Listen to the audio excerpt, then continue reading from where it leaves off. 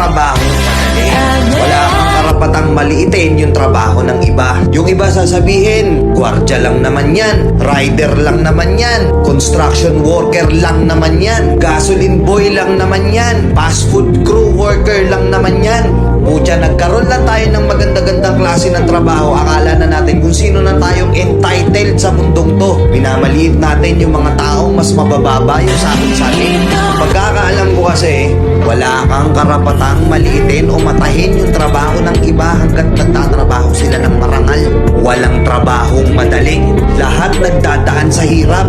Lahat nagsasakripisyo. Kaya kung iniisip mong porket maganda-ganda yung trabaho mo, malaki-laki yung sinasahod mo, mamaliitin mo na yung mga trabaho ng mga taong nagtatrabaho na mas maliit yung sahod sa'yo. Mag-isip-isip ka.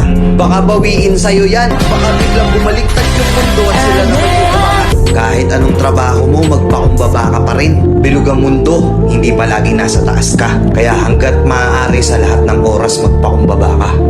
Diba?